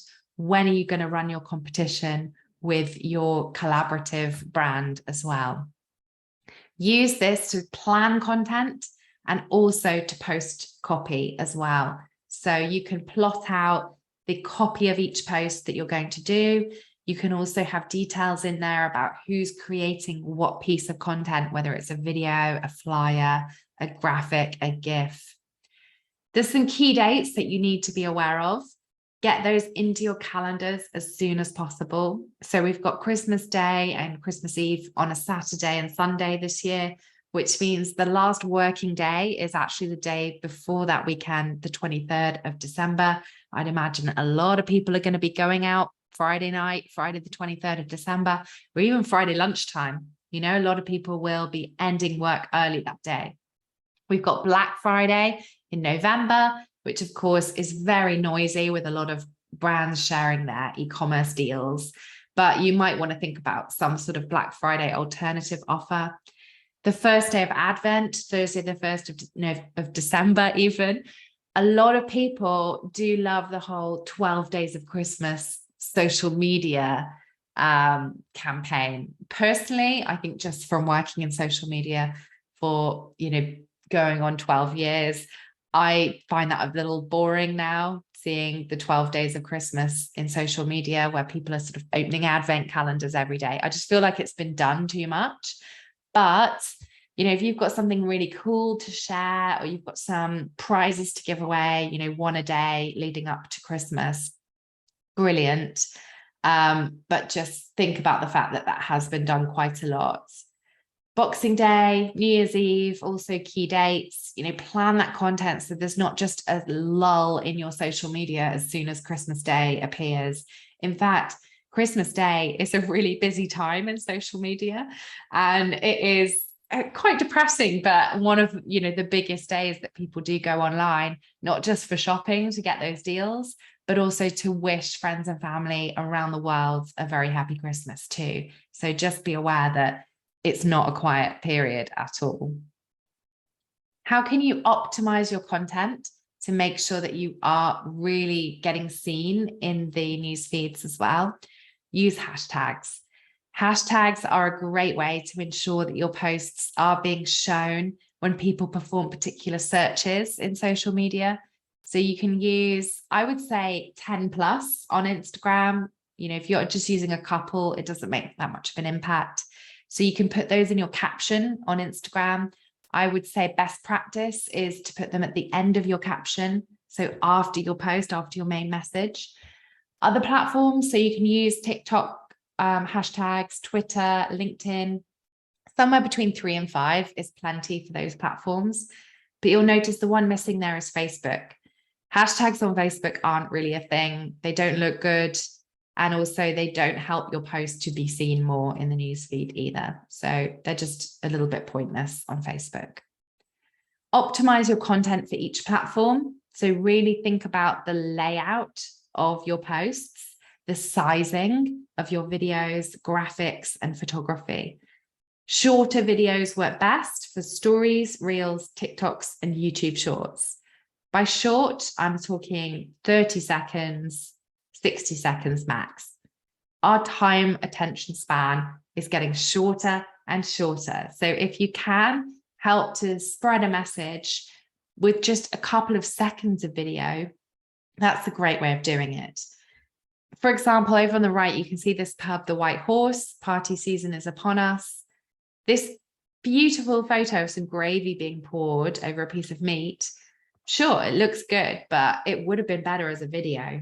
So just a quick video of the gravy being poured would have grabbed my attention even better. And also Facebook does tend to prefer video content. So it probably would have been shown more in the algorithms. Remember, portrait-sized photography works best for feeds. So this size photo is great.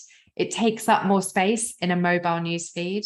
And more than 90% of social media users are just using mobile for social media.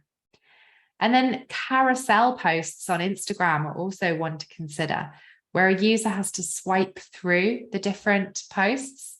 You could do that really nicely to display a starter, a main, and a dessert, for example. So they're some of the most engaging content pieces you can share on Instagram at the moment. So definitely consider a carousel. You can post up to 10 photos or videos in a carousel, but my recommendation would be no more than 5. People just get a little bit bored of swiping after a while. How else can you optimize your content? Well, I would recommend a number of different apps and tools for helping you to create content that really cuts through the noise. My absolute favorite tool that I use every day is Canva. Canva is a fantastic graphic design tool for social media. You can create graphics, even videos and animations now really easily for your social media feeds. There's hundreds of templates and also stock imagery within Canva, and it's absolutely worth uploading to the Pro, upgrading to the Pro version, which is about £6 a month. I promise you, it will be worth it. There are some other tools as well. You'll notice in my phone folder there. Unfold, Mojo, and Stories Edit are all template apps for creating both stories and reels. Here's an example of Stories Edit on the right, some lovely templates. All you need to do is pick the template you want and put your own photos or videos into that template. Couldn't be more simple. InShot, the red logo there, is for video editing. So I use InShot on my phone quite a bit. Unsplash is a website which provides thousands of stock images that have been taken by photographers. Just be aware when it comes to using Unsplash to promote your experience, because you don't basically want to use pictures of someone else's venue or someone else's food, as the user might assume that that's what your food or venue looks like. And then you get into the case where you've promised the wrong sort of experience for your customers. So Unsplash perhaps would be better used for, say, a background of a graphic, maybe some Christmas twinkly lights or a Christmas tree just in the background so it's not so obvious. And then Photoshop Express and VSCO, which you can see at the bottom, are both photo enhancing tools. I can send a list of these apps around if anybody wants them. But if you're taking photos on your smartphone and you don't have the top smartphone available at the moment, you might need to just use a couple of apps just to enhance those photos, make them brighter, make them sharper. And those are both free apps that allow you to do that. So let's think about your website now. Well, it's really important to consider the flow of your customer's journey from your social media channels to your website. How are you getting people from a social media post back to your website in the fewest clicks possible? So the main way that people do this is through their bio link. That's the link available in your biography to go through to your website. Is there a better way of using that bio link? So for example, for the Christmas period, you might want to send people straight through to your booking form rather than to your homepage. Or another suggestion would be to use a tool like Linktree, and you can see an example of Linktree here on the right, where you actually have a number of different buttons available for people to click on that might go off to other websites other than your own. This is Hoppers, the Sri Lankan restaurant. They are using Linktree. They've branded the Linktree really nicely. And you can see you've got a number of different buttons here, like pre-ordering their cookbook is at the top at the moment because they've just launched it. Book a table is second. Order on Deliveroo is third. Their TikTok is fourth, and so on and so on.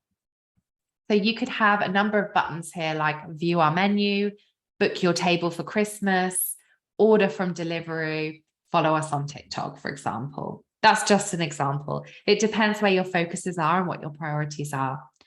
The brilliant thing about Linktree is that you get data on how many people have clicked on each of these buttons. You can rearrange the buttons at any time, create new ones, take away old ones, etc. I do think having a customized Linktree looks a lot slicker. So you can have the free Linktree that just gives you a plain colored background, or you can pay £4 a month to have your own bespoke background, as Hoppers have done here, and also customize your buttons. So they've used their brand font on all of their buttons there, and it does look very slick. It looks like it's their website, which is the experience they want to give. This means that anytime they promote something on Instagram, they can just say, head to the link in our bio to book your table, or head to the link in our bio to order on Deliveroo, or head to the link in our bio to pre-order the cookbook. So I'm a big fan of Linktree, and I think it does, when you're on a mobile, make it really, really easy to find that navigation of where you need to go to do some of these key calls to actions. Second, evaluate your landing pages. So your social media can be the slickest of slick and drive people back to your website. But if they're on your website and they get frustrated with the experience, the landing page doesn't load, they can't find the booking form's broken, anything where it does create a bit of a block in the journey, they're going to give up, press the X, and not book with you. So you want to make sure that all of the pages that you are linking to from social media are mobile optimized. You want to make sure that your landing pages, so that's the pages that people land on from coming through from your social media, have key information, ideally at the top fold of the page. So what that means is the users don't have to scroll to view the information they need. Also, is the information consistent with what's in the social media post? So if you've just posted, today's the last day of early bird booking available, and you send people through to the booking form and it says, yesterday was the last day, or, early bird booking available for 2 more weeks, it's confusing. And that's going to put people off. And is your main call to action, CTA, visible and clickable? So is it really obvious how to book a table or order from you or see your menu once someone has landed on your website? And in this example, you can see right at the top of the page, it just says book a table, order food on Hoppers. So it's really easy for me to hold that, to head to book a table. I actually found their booking system very, very simple to use. Now let's talk about growth tactics. So how can you grow not only your social media reach, but also engagement, your likes, your comments, your shares, your saves, your video views? Well, the first is, of course, advertising. So you can pay for your posts to appear in people's news feeds, and you can be quite targeted about who it is that you are looking to get in front of. I'm a huge fan of using boosted posts.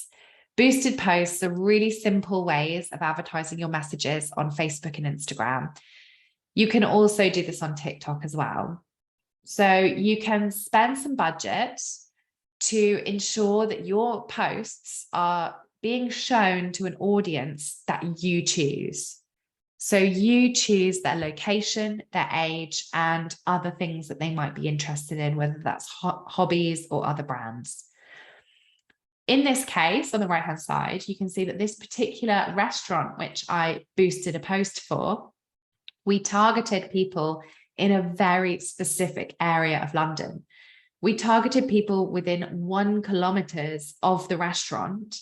And you can see that the audience size is estimated to be around 240 to 280,000 people. So even just going to quite a tight radius of your location could provide you with some brilliant reach.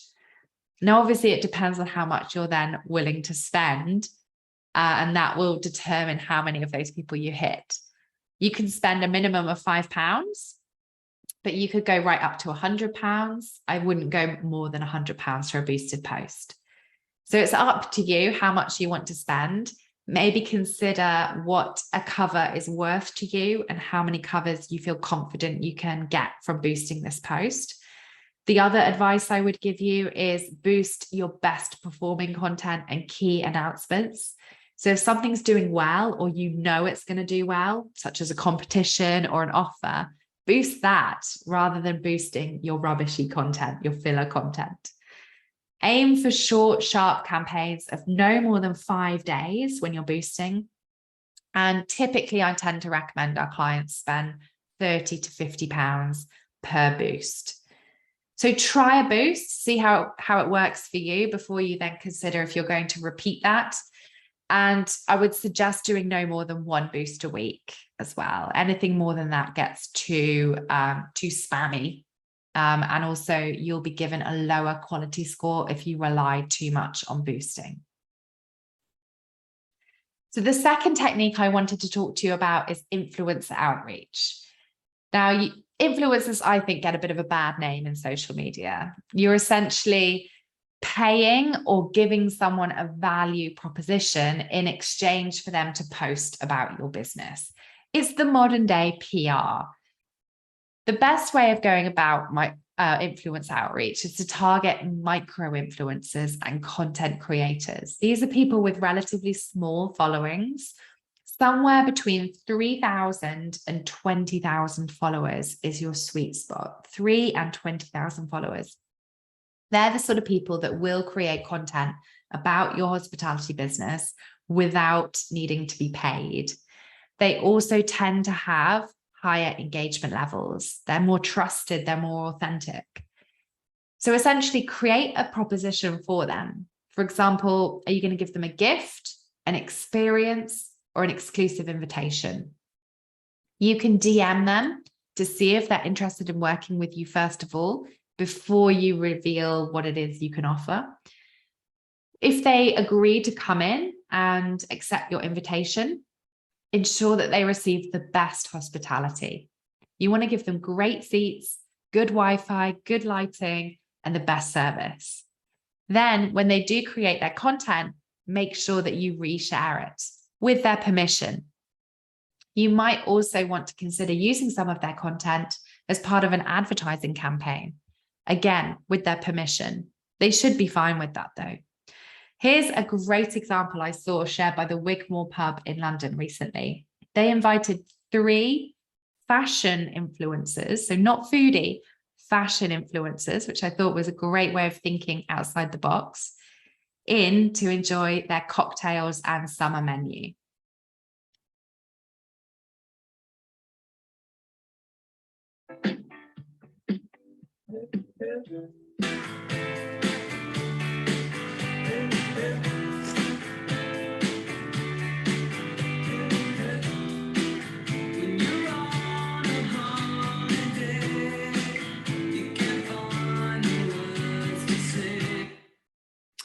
So just a really short Instagram reel created by 3 fashion influencers. And what they did was they just, the influencers themselves just took clips and then they made that reel themselves and gave it to the pub in return for some cocktails and dinner.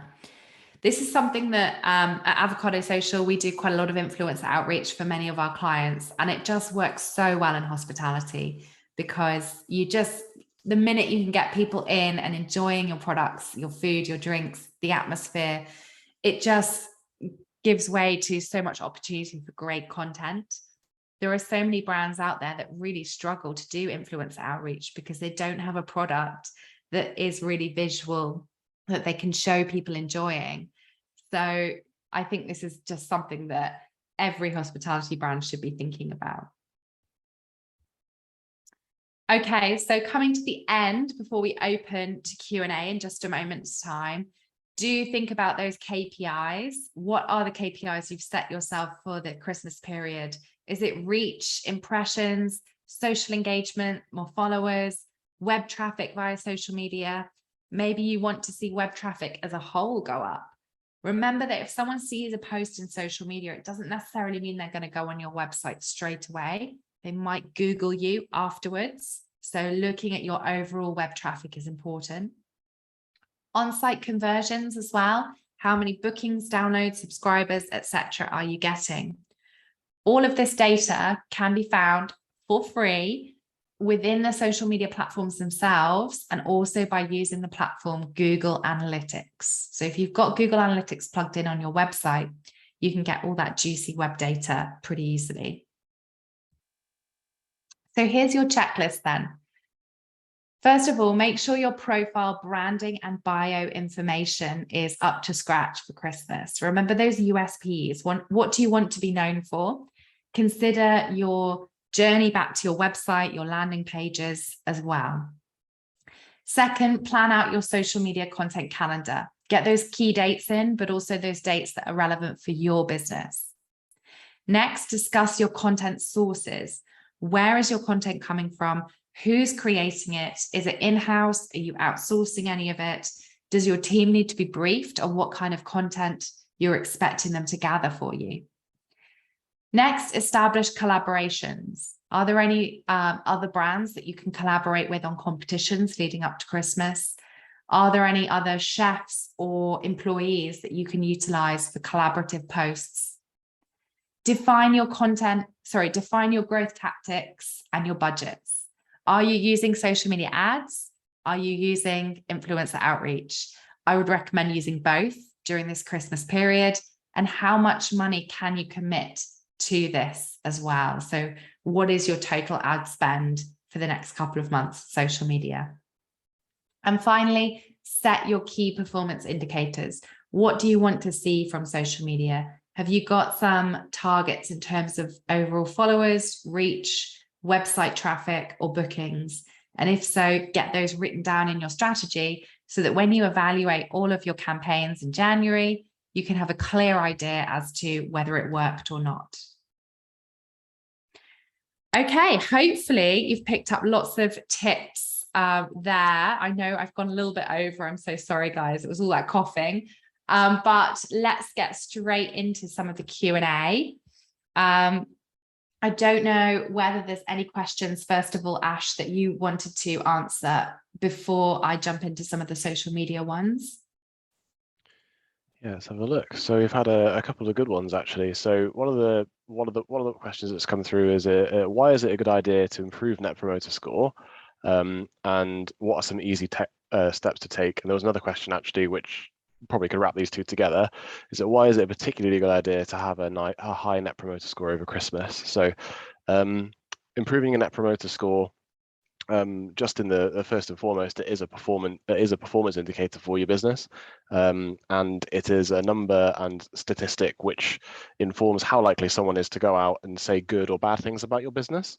So it really protects your the word of mouth reputation, and it also allows you to get a view over how what the people who love you the most are saying versus the people who are maybe going out who didn't have such a good time of saying, and address those issues. So some easy steps to take really would just be focusing on those kind of key points that were made there about product quality and those interactions. And particularly over Christmas, it's great to have a high Net Promoter Score, because this kind of feeds into your reputation when people are looking at your social presence in the sort of cold winter months, if you like, January and February. They're looking at the most recent pieces of feedback that come through. And if you don't have anything to gather kind of Net Promoter Score, and you're thinking about it just as kind of reputation or loyalty or recommend, if you don't have a way of capturing that directly, like a website or a feedback form or anything like this, generally people will go to social media to leave that. And this is where the influence will come. People will use the outlet that's most easy for them to access. Google in particular push notifications through phones when they know that someone has been in a geographical location. It's a bit creepy at times, but it's very effective, and they prompt you to leave feedback. And I touched on it in my presentation, but the more that you as a business interact with those reviews, you'll get more prompts from Google organically. And you'll get a higher volume, which will put you above your recommendations for your above your competitions in terms of how much volume you get. And therefore, when someone searches, I'm looking for a pub near me or a restaurant near me or a Christmas venue, you're way more likely to come up in that top 3 vital search. But I think there's a question from Dan for Canva on there. Cool. So yeah, I can see Dan has asked whether there's a small user guide I could share with. Is it that simple? I will send out one with the follow-up email tomorrow for you, Dan. But generally, Canva itself has a huge kind of help hub with lots of tutorials and videos. So if you are stuck on how to do anything, they actually have their own kind of system where they can teach you anything, and you can actually become quite a design wizard using Canva without any design skills. I say that from not having any design skills myself, so I know. But it is really quite simple, and my best advice would be just start using it. I prefer it on desktop, although there is a mobile app. I just find it easier with a mouse, and Ash is nodding too, so I think that is the case there. Yeah, it's very, very intuitive. It's a really impressive piece of software. Yeah, and it just gets better and better as well. They're improving it and putting so much investment into it at the moment as well. Rebecca says, is there anything more we can do with running competitions to promote ourselves, to protect ourselves? So as well as having those T's and C's, I think just having really robust T's and C's is really important. You can actually Google social media terms and conditions template, and you'll find a template that we've provided on our blog. So you could put a longer T's and C's blog post together that is hosted on your website, as well as just having them in the social media post. I think just reiterating that there are, you know, scammers out there that might contact you and pretend that you're the winner. So just ensure that you have, you know, just checked who it is that's contacting you before you do respond to any scammers, something along those lines. But you can have a look at the Hawksmoor example. I think they did that really, really well.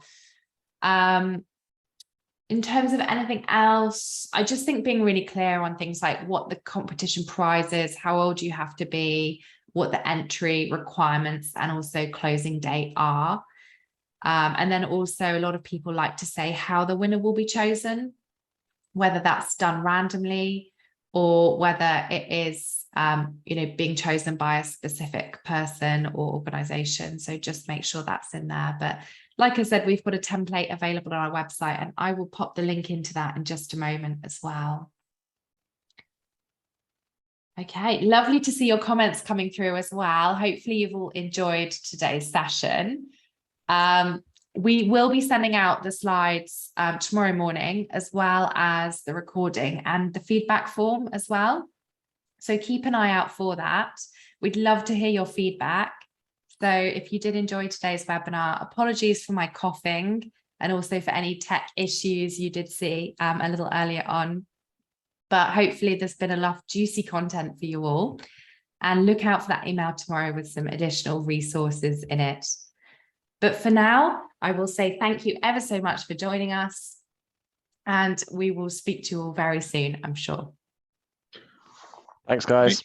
Have a great Christmas. Take care.